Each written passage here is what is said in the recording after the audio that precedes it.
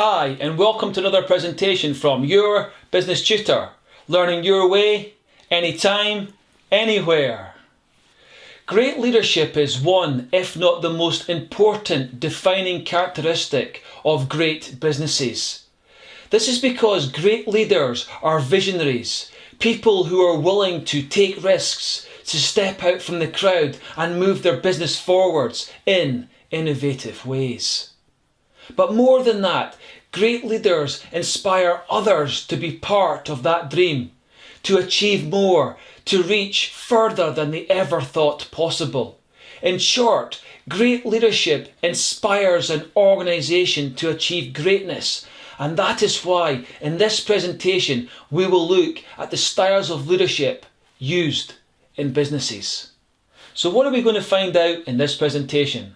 Well, first of all, we're going to find out about different styles of leadership, and then we're going to explore the advantages and the disadvantages of each style of leadership. In this presentation, we will look at three main styles leaders use in business. The first is Autocratic or Authoritarian. The second is Democratic or Participative. And the third is Laissez-faire. So let's begin by asking, what is an autocratic style of leadership?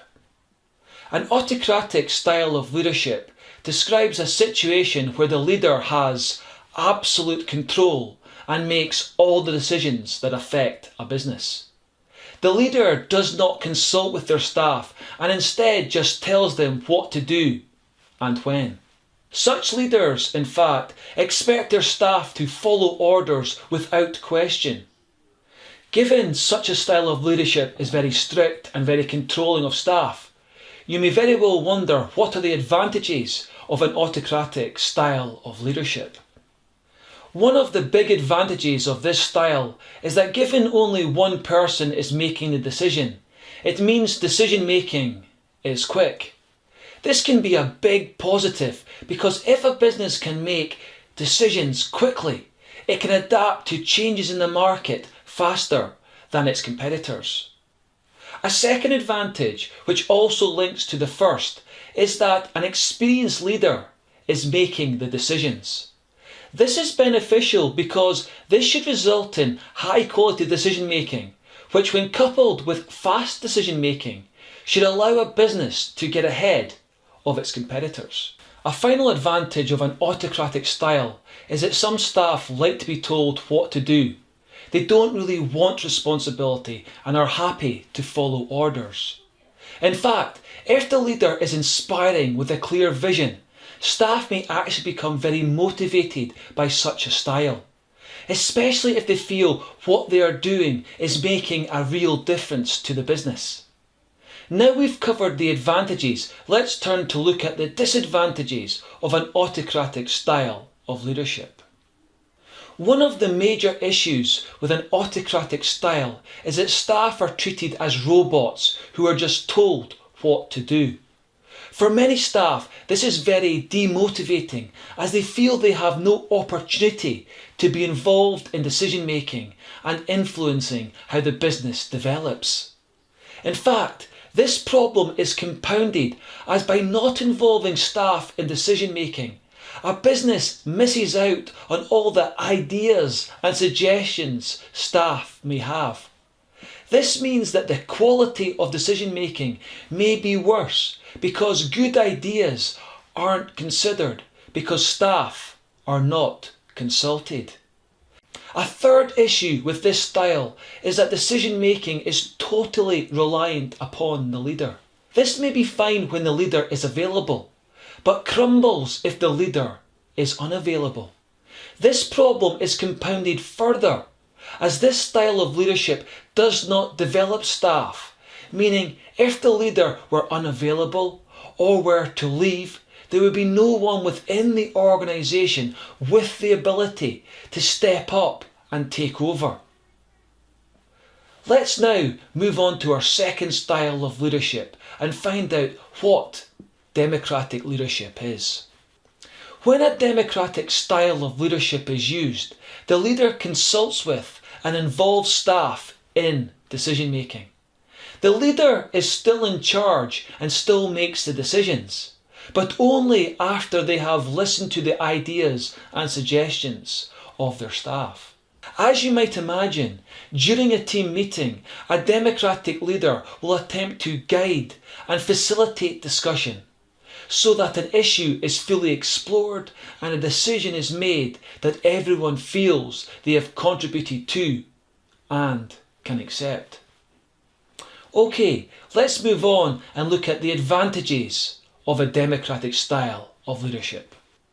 As staff are involved in the decision-making process, a democratic style of leadership tends to motivate and engage staff because they feel they are contributing to the business and influencing how it operates. Better yet though, by taking on board staff ideas and suggestions, better, more innovative solutions may be devised to problems. This can be really important because if the quality of decision making improves, this will give a business a competitive advantage. Of course, linked to this, if staff are involved in the decision making process, they will be more committed to the decisions made, meaning they will be far more likely to implement them effectively, resulting in the full benefits of the decision being realised. And finally, by involving staff in decision making, you are preparing them for senior roles. By being part of the decision making process, staff learn skills that will allow them to step up when required. So, what about the disadvantages of a democratic leadership style? One of the major issues with a democratic leadership style is that the speed of decision making can be slow. This is because if a leader is consulting with their staff and exploring their ideas and suggestions fully, the process will take time. This of course can be a problem because if a business takes too long to make decisions and therefore misses out on opportunities, it can fall behind its competitors. Another issue with democratic leadership is that some staff are not interested in being involved in decision making. Some staff just want to be told what to do and in fact would find having to contribute to a decision making process tedious and annoying. A final problem with democratic leadership is that if the leader is easily influenced or indecisive, the decision-making process may be ineffective. This is because if the leader is influenced by the loudest group members rather than the best arguments, then the decision made may actually turn out to be the wrong one. But more than that, if the leader is indecisive or is unable to control group discussions, then they may go on far too long, meaning conflict may occur, or worse still, a decision may not even be made. So let's now turn to our final leadership style and ask, what is a laissez-faire leadership style? Laissez-faire describes a leadership style where a leader delegates decision-making responsibility to staff. In short, the leader broadly outlines what the outcome of the decision process should be, but allows the individual or team they have delegated responsibility to complete the task in the way they want. As you can see, this whole process revolves around the idea that the leader believes staff are in the best position to make an effective decision. So with that, let's move on and ask, what are the advantages of a laissez-faire leadership style? One of the big advantages of this style of leadership is that it can be very motivational. If staff are self-starters and highly competent, then giving them full responsibility for the completion of a task can be incredibly motivating, as it gives them a chance to show how good they are. More than that though, by giving staff more responsibility, a business is helping to develop its staff for future management roles, meaning they will be more effective when promoted. Another advantage of a laissez-faire leadership style is that decision making may actually improve. This is because staff may either be in a better position or have better skills than the leader to make this type of decision. So with that, let's turn to look at the disadvantages of a laissez-faire leadership style. One of the main problems with laissez-faire leadership is that it only works if staff are willing and competent enough to take on responsibility. If, however, staff do not want responsibility or are lazy, this style will fail, as the task delegated will either be completed to an unsatisfactory level or not finished at all. In fact, even if the member of staff is skilled and wants responsibility, this style of leadership can fail because too much pressure is put onto them.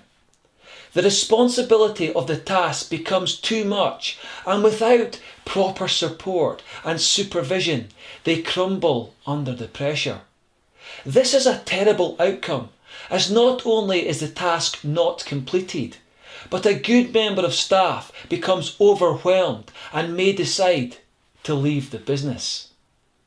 As can be seen, the three styles of leadership that we have looked at are vastly different. This, of course, creates a challenging situation, as it leads us to ask which style of leadership should be used by a business. As you may already have realised, there is no one answer to this question. This is because the best style to use depends upon the circumstances you are faced with. For example, when time is short and the leader is the only person with the skills and experience to make a decision, then an autocratic style would be best. However, if a big decision is being made that requires widespread staff support, then a democratic leadership style would be more appropriate, as staff would be involved in making the decision. On the other hand, if staff have more knowledge of a situation and are self-starters, a laissez-faire approach may be more effective.